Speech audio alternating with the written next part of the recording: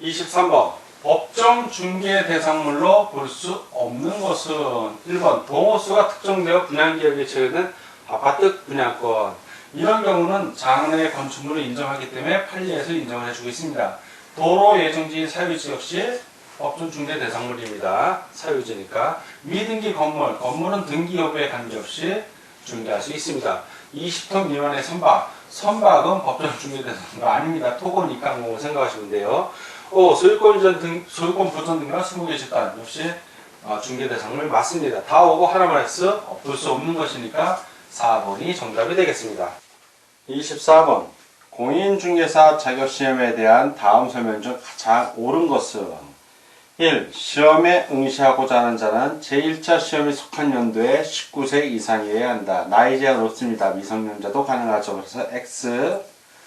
2번 등록의 결격 사유에 해당하는 자 중 시험 부정행위자와 자격 취소자가 아니라면 시험에 응시할 수 있다. 맞습니다.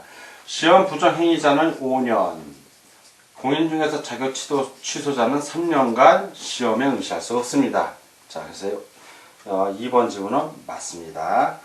3. 제1차 시험에 합격한 자에 대하여는 다음 1회의 시험에 한하여 제1차 시험을 면제한다.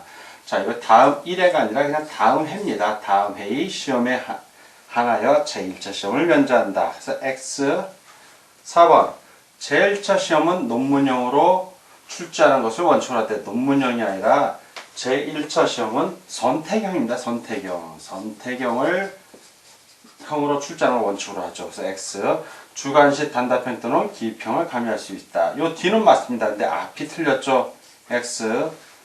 5. 제1차 시험과 제2차 시험을 동시에 시행하는 경우 제1차 시험에 불합격한 자의 제2차 시험은 유효로 한다. 유효가 아니라 이거는 무효로 합니다. 무효로. 자, 무효인데 유효라고 했으니까 5도 X. 다 X고 하나만 O. 옳은 것을 고르니까 24번은 2번이 정답이 되겠습니다. 25번 공인중개사 정책심의위원회의 심의사항이 아닌 것은.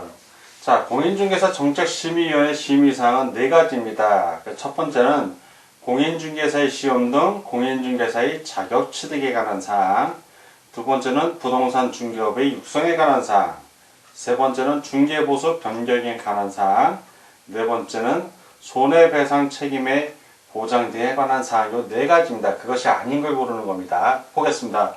1. 시험위원회 구성에 관한 사항. 이 사항은 명문으로 규정되어 있지 않습니다. 2. 공인중개사의 자격 취득에 관한 사항 맞고요. 3. 부동산 중개업의 육성에 관한 사항 맞습니다.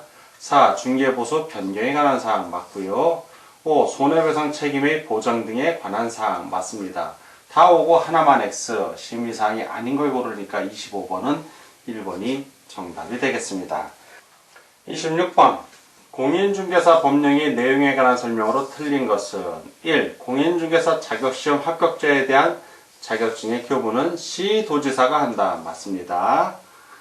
2번 반복, 계속성이나 영업성이 없이 우연한 기회에 타인 간의 거래 행위를 중개한 경우는 중개업에 해당하지 않는다. 맞습니다. 3번 중개 대상물 중 건축물에는 장차 건축될 특정의 건물도 포함된다. 맞습니다. 4번 영업상의 노하우 등 무형의 재산적 가치는 중개 대상물이 아니다. 맞습니다. 5번 중개 행위 인지의 여부는 개업공인중개사가 진정으로 거래 당사자를 위하여 거래를 알선 중개하려는 의사를 갖고 있었는가를 기준으로 판단한다. 이것을 기준으로 판단하지 않습니다. 이것을 기준으로 판단하는 것이 아니라 개업공인중개사의 행위를 객관적으로 보아 사회통념상 거래의 알선 중개에 의한 행위라고 인정되는지 여부에 의해서 결정되는 것입니다. 그래서 이것은 X. 다 오고 하나만 X. 틀린 것을 고르니까 26번은 5번이 정답이 되겠습니다. 27번 공인중개사 법령상 공인중개사 자격시험에 관한 설명으로 옳은 것을 모두 고른 것은 기억 공인중개사 정책심의위원회에서 공인중개사 시험에 관한 사항을 심의한 경우에는 시도지사는 이에 따라야 한다. 예, 맞는 질문입니다. 니은 국토교통부 장관이 직접 시험 문제를 출제하려는 경우에는 공인중개사 정책심의위원회에 사후 의결을 거쳐야 한다. 사후가 아니죠. 사전입니다. 사전에 의결을 해야 됩니다. X. 디귿. 시험 시행 기간의 장은 시험을 시행하기 어려운 부득이한 사정이 있는 경우에는 공인중개사 정책심의위원회 의결을 거쳐 당해 연도에 시험을 시행하지 않을 수 있다. 맞습니다. 그래서 공인중개사 정책심의위원회 의결을 꼭 거친다는 것을 알아두시기 바랍니다. 리을. 국토교통부 장관은 공인중개사 시험의 합격자에게 공인중개사 자격증을 교부해야 한다. 교부하는 건 국토교통부 장관이 아니라 누구요? 시도지사가 교부합니다. 그래서 X. 자, 지금은 옳은 것을 모두 고르놓으니까 맞는 거 기억하고 디귿이 됩니다. 그래서 기억하고 디귿이 있는 지문을 보면 니은이 해당이 되므로 27번은 2번이 정답이 되겠습니다. 28번. 공인중개사 자격시험에 관한 설명 중 틀린 것은, 자, 1번부터 보겠습니다. 시험에서 부정행위를 한 응시자에 대해서는 그 시험을 무효라고 향후 3년간 시험 응시 자격을 정지한다. 3년이 아니죠? 5년이죠? 틀렸네요. 2번. 공인중개사 자격시험에 부정한 방법으로 합격하여 자격을 취득한 경우 시도지사는 그 자격을 취소해야 한다. 그렇죠. 부정 취득자는 취소해야 합니다. 3. 이의 경우 등록의 결격사유에 해당되어 등록관청은 해당 중개사무소의 개설 등록을 취소해야 한다. 절대적 등록 취소 사유입니다. 4. 이의 경우 자격이 취소된 후 3년이 경과되지 아니한 자는 공인중개사 시험에 응시할 수 없다. 맞습니다. 자격 취소 경우에는 3년, 시험 부정행위에 응시한 경우에서 걸렸을 때는 5년. 자, 5. 공인중개사가 아닌 자가 공인중개사 또는 이와 유사한 명칭을 사용하면 1년 이하의 징역 또는 1천만원 이하의 벌금에 처해진다. 맞습니다. 다 오고 하나만 X. 틀린 것을 고를 문제니까 28번은 1번이 정답이 되겠습니다. 29번. 공인중개사 시험에 대한 다음 설명 중 옳지 않은 것은 1. 공인중개사 시험의 시행기간은 원칙적으로 특별시장, 광역시장, 도지사, 특별자치도지사이다. 맞습니다.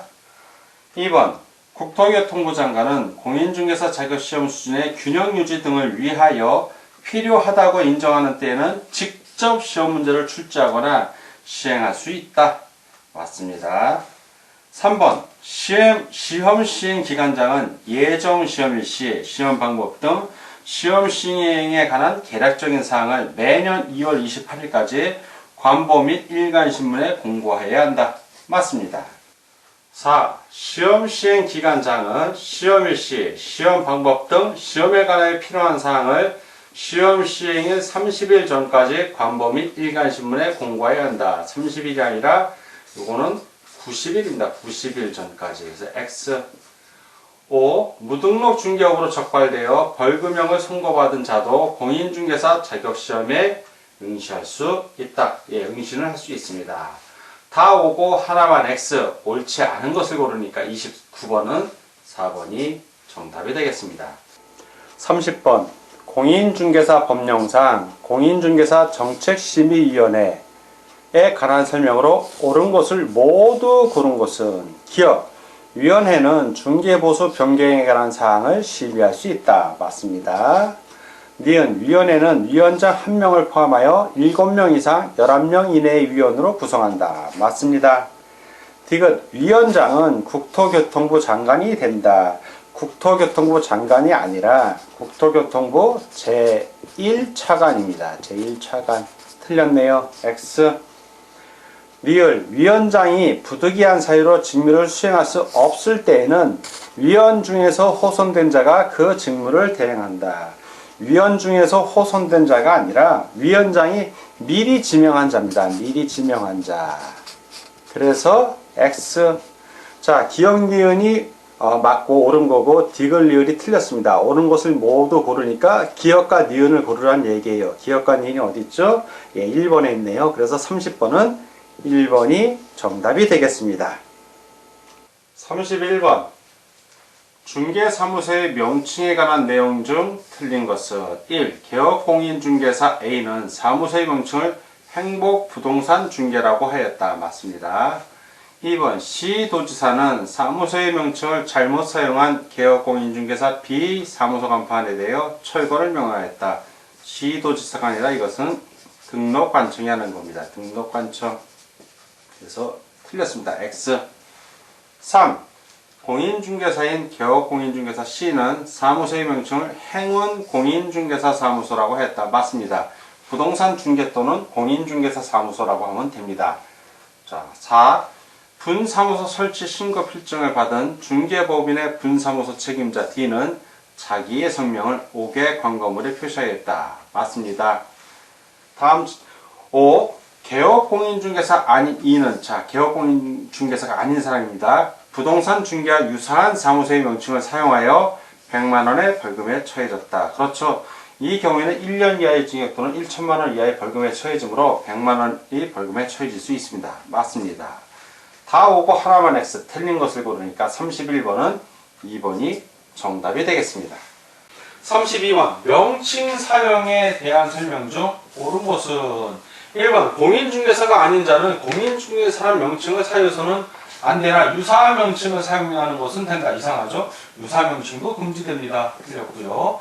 이 중개보조원은 공인중개사라는 명칭을 사용할 수 없지만 공인중개인이라는 명칭을 사용할 수 있다. 유사 명칭이죠? 사용할 수 없답니다. 3. 공인중개사가 아닌 자가 공인중개사 사무소 대표라는 명칭을 사용할 수 있다. 사용할 수 없다.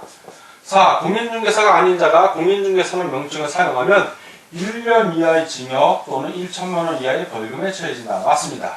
5. 중개보조원이 명함 등에 공인중개사 대표라는 명칭을 사용하면 100만원이 과태료에 처해진다. 100만원의 과태료가 아니라 벌금이라면 또 모를까 1년 이하의 징역 또는 1천만원 이하의 벌금에 처해집니다. 틀렸습니다. 다 X고 하나만은 옳은 것을 고르니까 32번은 4번이 정답이 되겠습니다.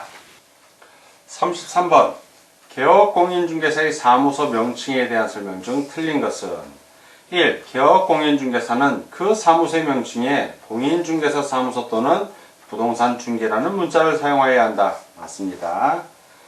2. 이를 위반한 경우 100만원 이하의 과태료에 처해진다. 그렇죠. 개업공인중개사가 이걸 위반하면 과태료에 처해집니다. 개업공인중개사가 아닌 사람이 위반하면 그때는 1년 이하의 징역 또는 1천만원 이하의 벌금에 처해지는 겁니다. 3. 개업공인중개사가 아닌 자는 공인중개사 사무소, 부동산 중개 또는 이와 유사한 명칭을 사용해서는 안 된다. 맞습니다. 4. 3을 위반한 경우 1년 이하의 징역 또는 1천만원 이하의 벌금에 처해진다. 그렇죠. 개업공인중개사가 아닌 자가 위반하면 1년 이하의 징역 또는 1천만원 이하의 벌금에 처해집니다. 맞습니다.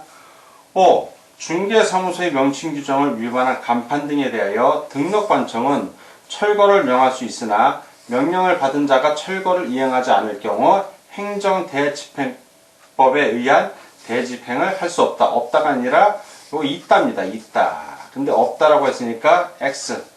다 오고 하나만 X. 틀린 것을 고르니까 33번은 5번이 정답이 되겠습니다.